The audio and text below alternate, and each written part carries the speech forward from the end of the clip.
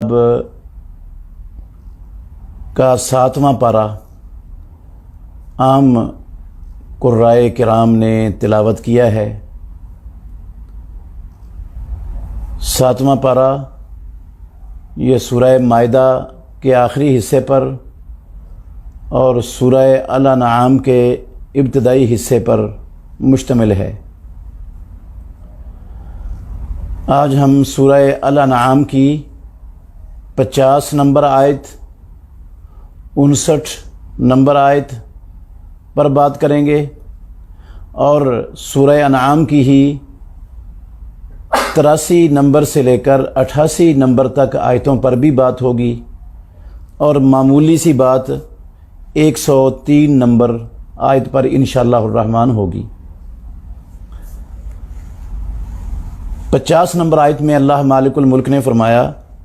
قُلْ لَا أَقُولُ لَكُمْ عِنْدِي خَزَائِنُ اللَّهِ،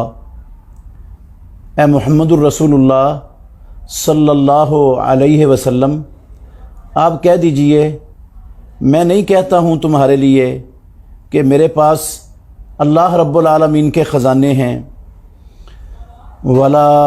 أَعْلَمُ الْغَيْبَ، اور نہ ہی میں غیب دان ہوں، عالم الغیب ہوں، وَلَا أَقُولُ لَكُمْ إِنِّي مَلَكٌ، اور میں یہ بھی نہیں کہتا تمہارے لیے کہ میں فرشتہ ہوں، إِنْ أَتَّبِعُ إِلَّا مَا يُوحَىٰ إِلَيَّ، میں تو صرف اور صرف اس چیز کی پیروی کرتا ہوں جس کی میری طرف وحی کی جاتی ہے۔ کہہ دیجئے کیا نابینا اور بینا دونوں برابر ہو سکتے ہیں؟ افلا تتفکرون، کیا پس تم غور و فکر نہیں کرتے؟ مشرکین مکہ رسول مکرم صلی اللہ علیہ وسلم سے بے جا مطالبات کرتے رہتے تھے۔ ان کے مطالبات میں یہ بھی تھا کہ اگر آپ واقعتاً اللہ کے رسول ہیں تو پھر آپ کے پاس خزانے ہونے چاہیے، یا آپ اللہ رب العالمین سے خزانے نازل کرنے کا مطالبہ کریں ہمارے لیے کہ ہمیں سارے خزانے حاصل ہو جائیں دنیا کے اور فراوانی مل جائے دنیا میں۔ تو رسول مکرم صلی اللہ علیہ وآلہ وسلم کے ان مشرکین مکہ کی طرف سے مطالبات کے جواب میں اللہ رب العالمین نے یہ آیت نازل فرمائی ہے۔ اس میں ایک بات تو یہ سمجھ آتی ہے اس آیت کریمہ سے کہ خزانوں کا اختیار کائنات میں یہ صرف اللہ رب العالمین کے پاس ہی ہے۔ اللہ کے بعد اللہ کی مخلوقات میں سے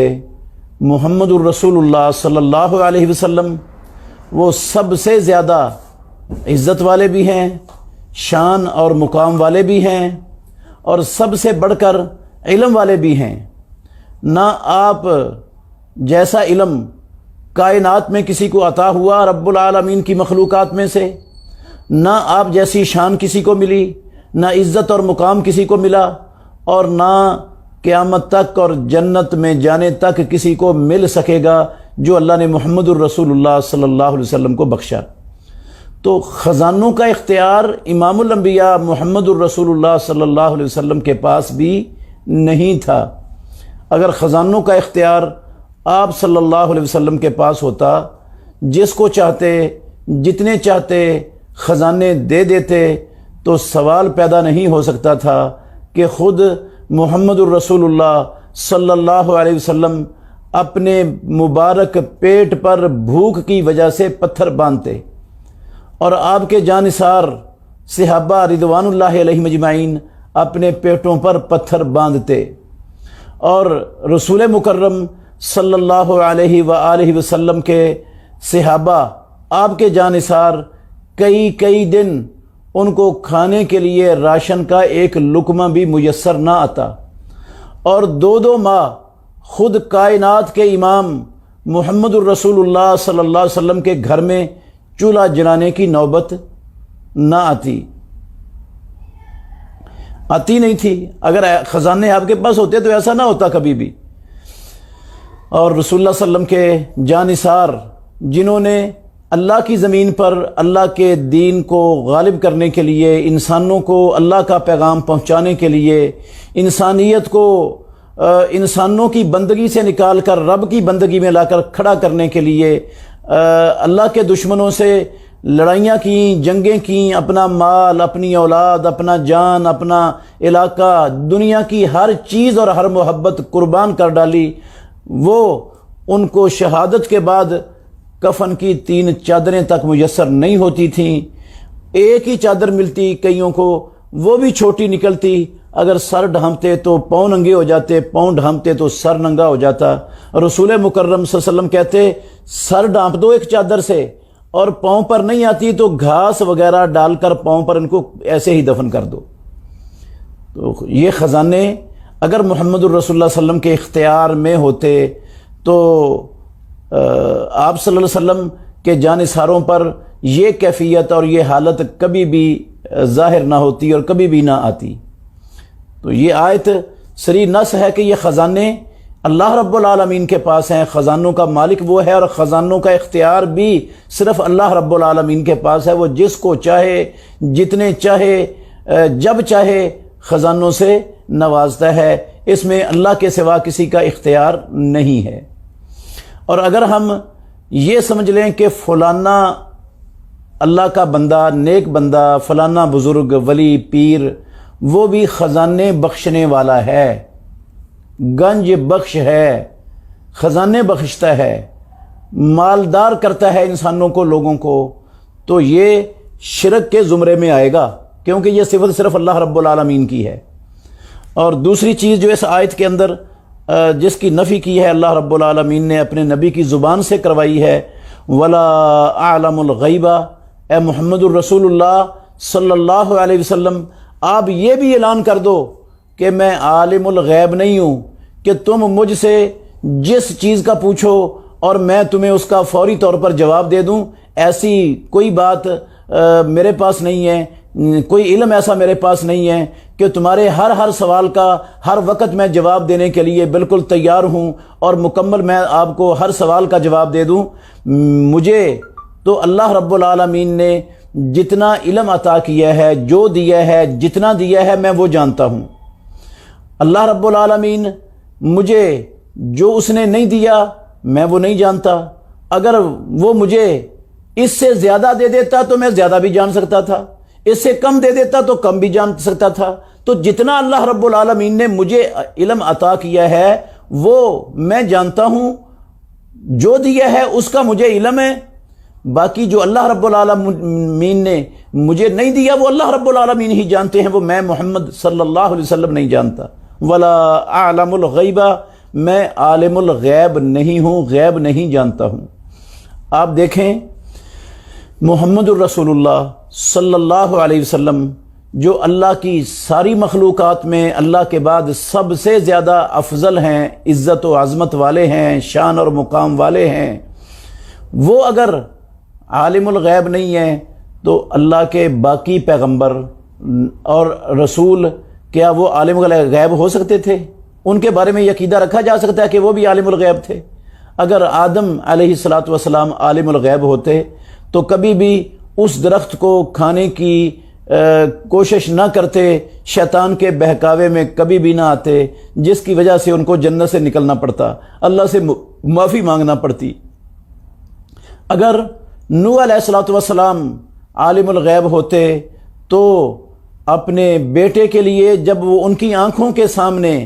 غرق ہو رہا تھا، پانی میں ڈوب رہا تھا، اللہ رب العالمین سے کبھی اس کی نجات کے لیے دعا نہ کرتے، کبھی نہ کہتے کہ یہ میرا بیٹا میرے اہل میں سے ہے۔ اللہ رب العالمین نے آگاہ کر دیا اپنے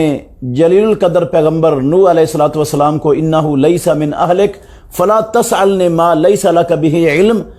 اے نوح علیہ السلام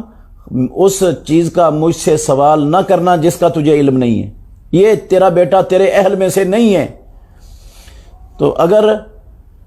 انبیاء علیہ السلام عالم الغیب ہوتے تو ابراہیم خلیل الرحمن علیہ السلام کبھی بھی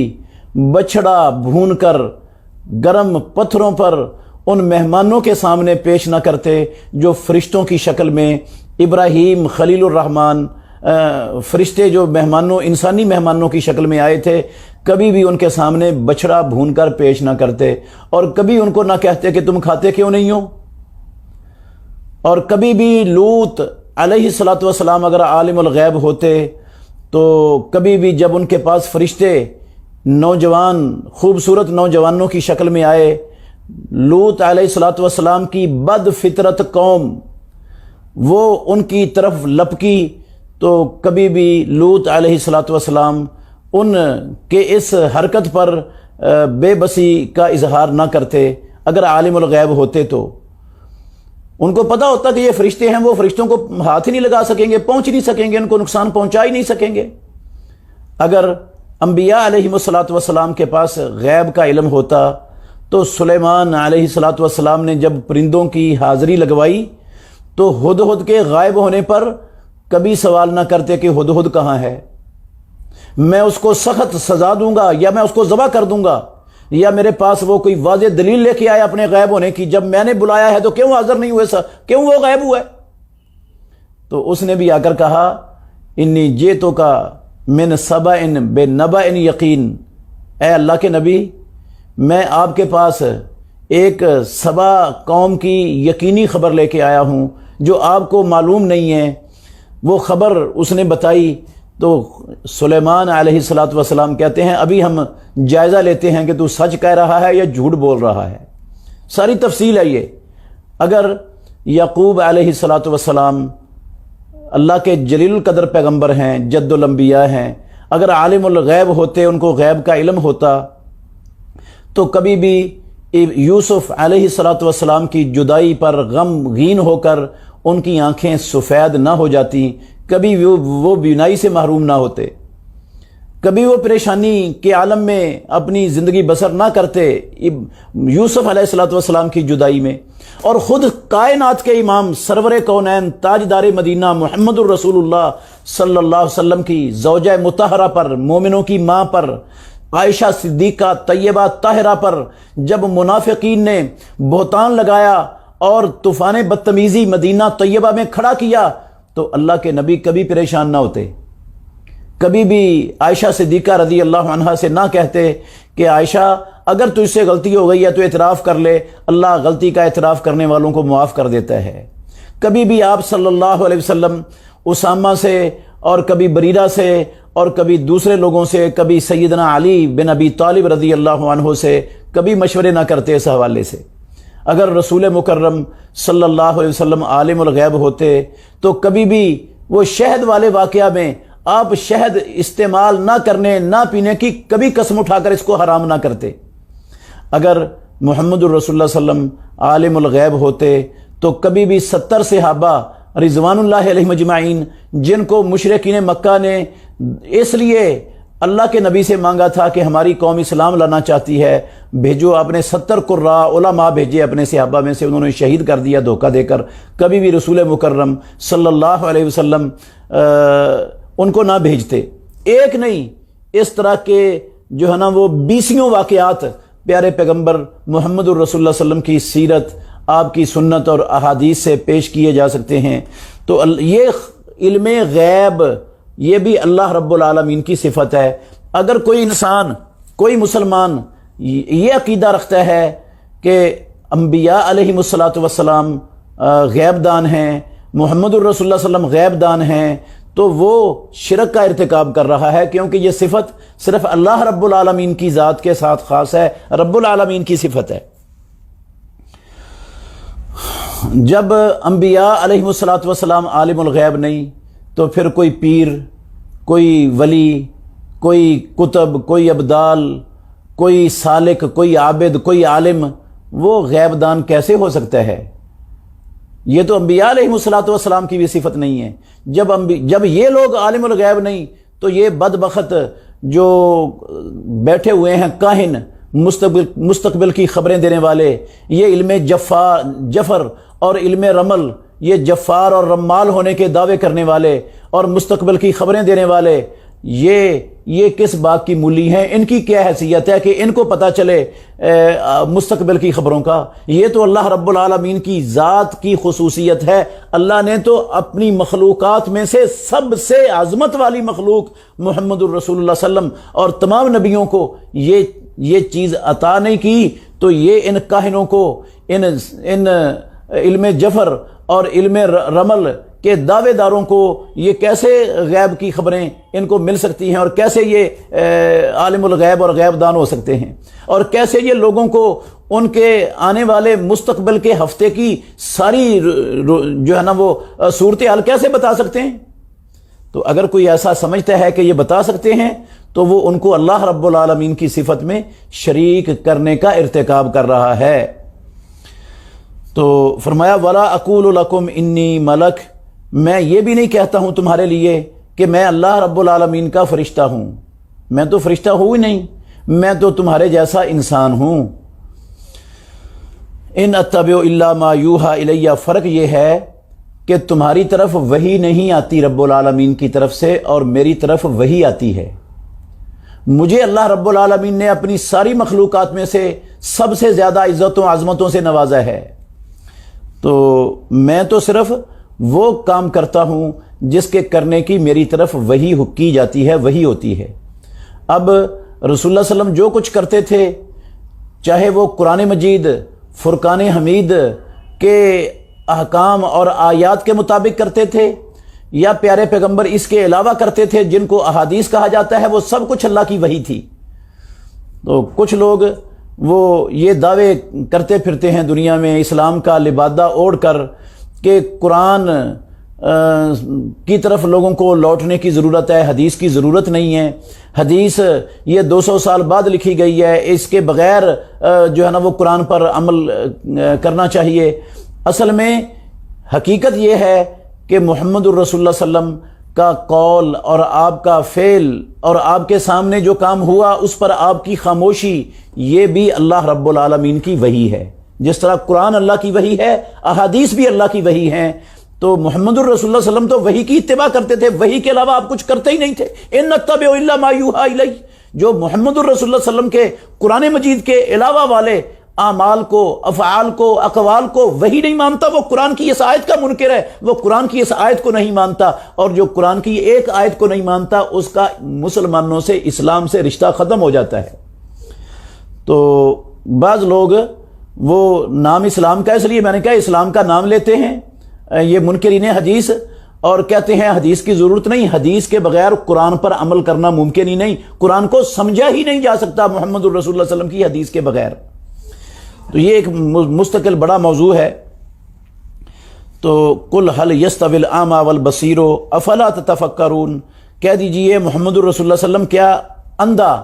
اور دیکھنے والا دونوں برابر ہو سکتے ہیں؟ مطلب ہے بالکل نہیں برابر ہو سکتے۔ ایسے ہی ایک کافر اور ایک مسلمان، یہ دونوں برابر نہیں ہو سکتے۔ ایک اللہ رب العالمین کی عبادت کرنے والا اور اللہ کی عبادت میں شریک کرنے والا، یہ دونوں کبھی برابر نہیں ہو سکتے۔ یہ تو استفہام انکاری ہے کہ نہیں برابر ہو سکتے۔ یہ کیا تم غور نہیں کرتے؟ یہ تو اللہ رب العالمین کی صفات ہیں، تو ان صفات کو اللہ کے علاوہ کوئی انسان کسی مخلوق میں مانے گا تو وہ اس کو اللہ رب العالمین کا شریک بنا دے گا۔ اور اسی معنی کی آیت ہے 59 نمبر آیت، اللہ نے کہا وَعِندَهُ مَفَاتِحُ الْغَيْبِ لَا يَعْلَمُهَا إِلَّا هُوَ، اللہ ہی کے پاس غیب کی چابیاں ہیں، اللہ کے سوا ان غیب کی چابیوں کو کوئی جاننے والا کائنات میں ہے ہی نہیں، کوئی ہے ہی نہیں جاننے والا۔ ان فرمایا لا يعلمها الا هو، اللہ کے سوا ان غیب کی چابیوں کو کوئی نہیں جانتا۔ صحیح بخاری میں حدیث ہے، عبداللہ بن عمر رضی اللہ عنہما کہتے ہیں کہ رسول مکرم صلی اللہ علیہ وسلم نے فرمایا مفاتیح الغیب خمس، غیب کی 5 چابیاں ہیں جن کو اللہ رب العالمین کے سوا کوئی نہیں جانتا۔ یہ اس کی تفصیل انشاءاللہ سورہ لقمان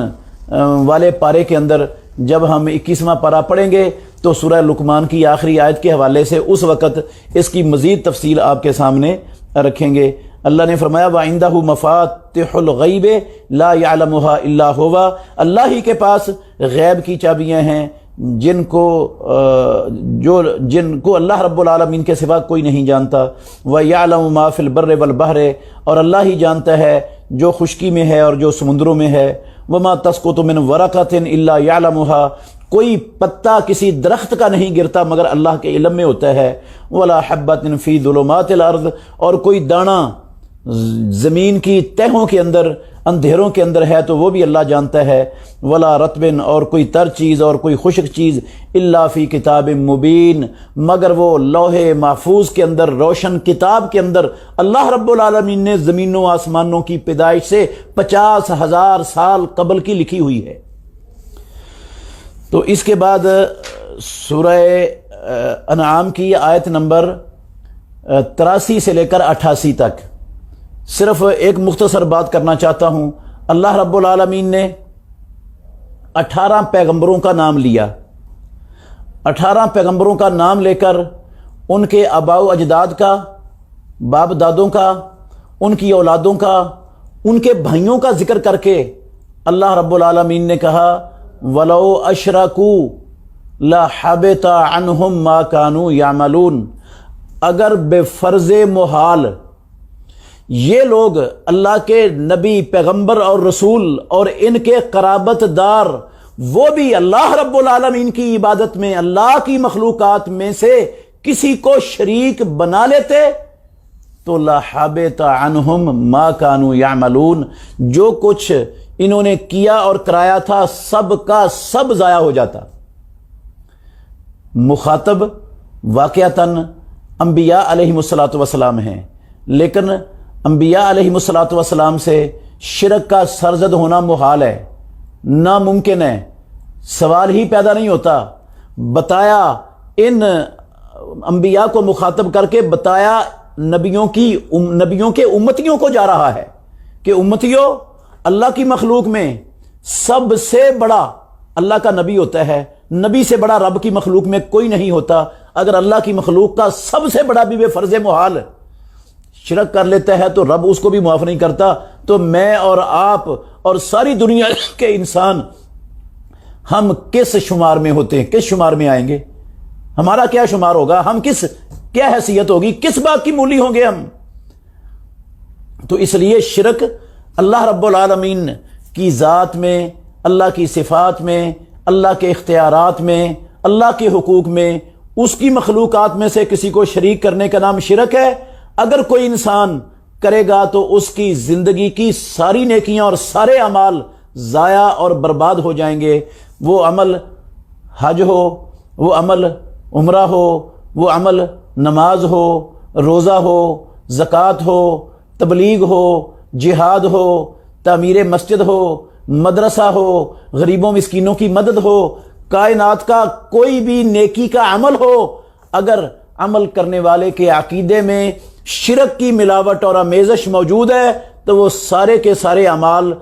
رائے گاں چلے جائیں گے، ضائع ہو جائیں گے. اللہ رب العالمین نے قرآن مجید میں کہہ دیا کہ لَحَبِطَ عَنْهُمْ، یقیناً وہ برباد ہو جائیں گے وہ سارے عمل ان سے.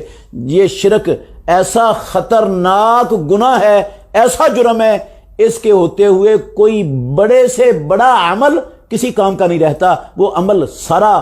بے حیثیت ہو کر باطل اور برباد ہو جاتا ہے. اس عمل کی ایک ذرے کے کروڑویں حصے کے برابر کوئی قیمت نہیں رہتی رب العالمین کے. اور اللہ نے محمد الرسول اللہ صلی اللہ علیہ وسلم کو بھی مخاطب کر کے کہا سورہ زمر کی 65 نمبر آیت میں لَإِنْ أَشْرَكْتَ لَيَحْبَطَنَّ عَمَلُكَ وَلَا تَكُونَنَّ مِنَ الْخَاسِرِينَ. اے محمد الرسول اللہ صلی اللہ علیہ وسلم، اگر آپ سے بھی شرک سرزد ہو گیا تو آپ کے سارے عمل ضائع اور برباد ہو جائیں گے اور آپ گھاٹا اور خسارہ پانے والوں میں شامل ہو جاؤ گے. سوال پیدا نہیں ہوتا محمد الرسول اللہ صلی اللہ علیہ وسلم سے شرک ہونے کا، لیکن مخاطب امت ہے کہ کائنات میں اللہ کی مخلوق میں محمد الرسول اللہ سے بڑا کوئی نہیں، تو تم کس بات کی مولی ہو؟ اللہ کی ذات میں کسی کو شریک بناؤ، اللہ کی صفات میں شریک بناؤ، اس کے اختیارات اور حقوق میں کسی کو شریک بناؤ، اور پھر اللہ تمہاری نیکیاں قبول کرے، تمہارا کلمہ قبول کرے اور تمہاری حج، عمرے، روزے، نمازیں، زکاتیں قبول کرے. سوال پیدا نہیں ہوتا. تو اعمال کی قبولیت کی راہ میں سب سے بڑی رکاوٹ ہے یہ شرک اور کفر کا بندے کے عقیدے میں ہونا. تو 103 نمبر آیت کے حوالے سے بھی 2 منٹ کی بات آپ کے سامنے رکھنا چاہتا ہوں۔ اللہ رب العالمین نے فرمایا، یہ سورہ انعام کی 103 نمبر آیت ہے، لا تدرکہ الابصار وہو یدرک الابصار وہو اللطیف الخبیر۔ کوئی نظر اللہ رب العالمین کو نہیں پا سکتی،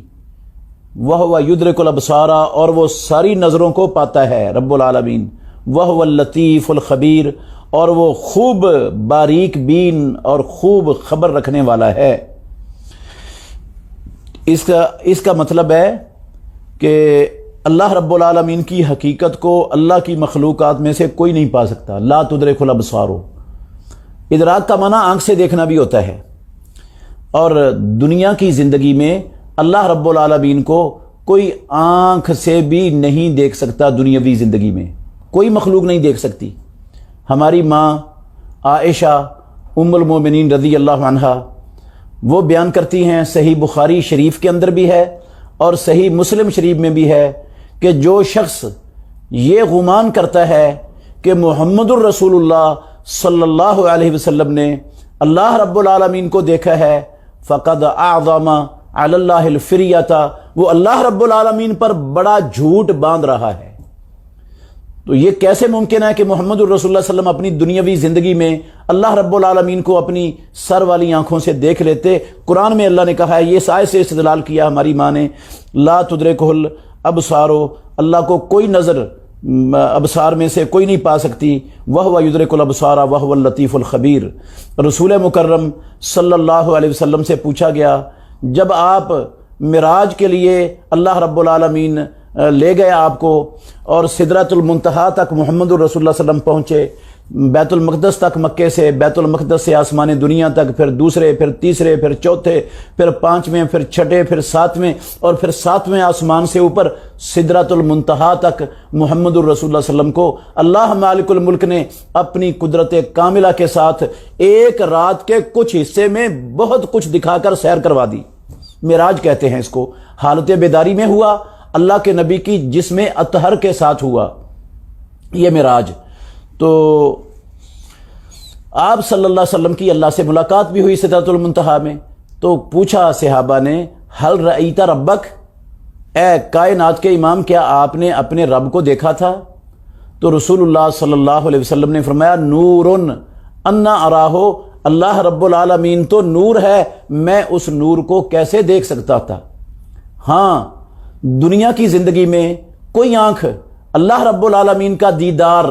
نہیں کر سکتی حالت بیداری میں۔ خواب کے اندر عین ممکن ہے کوئی اللہ رب العالمین کو خواب میں دیکھ لے، لیکن وہ اللہ کی اصلی اور حقیقی صورت نہیں ہو سکتی، کیونکہ لیسا کمثلہ شیء وہو السمیع البصیر، اللہ رب العالمین جیسی کائنات میں کوئی چیز ہے ہی نہیں، اور وہ خوب سننے والا اور خوب دیکھنے والا ہے۔ تو خواب میں اللہ کا دیدار ہو سکتا ہے، لیکن وہ اللہ کی اصلی اور حقیقی صورت نہیں ہے۔ اصلی اور حقیقی شکل رب العالمین کی، اس کا دیدار ہوگا جنت میں۔ انبیاء علیہ الصلوۃ والسلام بھی دیدار کریں گے، اور جنتی نیک لوگ جو جنتوں میں جائیں گے وہ بھی اللہ رب العالمین کا دیدار کریں گے۔ اور یہ جنت کی نعمتوں میں سے سب سے بڑی نعمت ہوگی، اس سے بڑی نعمت جنت میں کوئی نہیں، رب العالمین کا دیدار کرنا۔ اور یہ اللہ کا دیدار کرنے کے لیے کسی کو کوئی تکلیف نہیں اٹھانی پڑے گی۔ جس طرح سورج اور چاند چڑھے ہوئے ہوں، 14ویں رات کا چاند ہو یا سورج ہو سحر دوپہر میں، تو اس کو دیکھنے کے لیے ساری دنیا دیکھ رہی ہوتی ہے، کسی کو اس کو دیکھنے کے لیے کوئی تکلیف نہیں اٹھانی پڑتی۔ ایسے ہی اللہ رب العالمین کا سب اپنی اپنی جگہوں پر اللہ رب العالمین کا جنت کے اندر دیدار کریں گے۔ انبیاء علیہ الصلوۃ والسلام بھی دیدار کریں گے، ایمان والوں کو بھی یہ نعمت حاصل ہوگی جنت میں، اور جنت کی سب سے بڑی نعمت ہوگی۔ تو دنیا میں دنیا والی صحابہ رضوان اللہ علیہ مجمعین میں سے کوئی صحابی ایسا نہیں تھا جو رسول اللہ صلی اللہ علیہ وسلم کی رؤیت بصری کو ثابت کرتا ہو یا بیان کرتا ہو۔ عبداللہ بن عباس رضی اللہ عنہما وہ صرف دل کی آنکھوں سے دیکھنے کے قائل تھے، سر کی آنکھوں سے حالت بیداری میں اللہ رب العالمین کے دیدار کے وہ عبداللہ بن عباس رضی اللہ عنہما بھی قائل نہیں تھے۔ تو 1.5 لاکھ صحابہ میں سے کسی ایک صحابی نے بھی یہ نہیں کہا کہ محمد الرسول اللہ صلی اللہ علیہ وسلم نے اپنے رب کا دیدار کیا ہے اور دیکھا ہے۔ اللہ تعالی ہمیں سمجھنے کی اور عمل کرنے کی توفیق عطا فرمائے، قرآن کو سمجھیں اور قرآن پر عمل پیرا ہوں، اور قرآن کی دعوت ان اللہ کے تمام بندوں تک پہنچانے کے لیے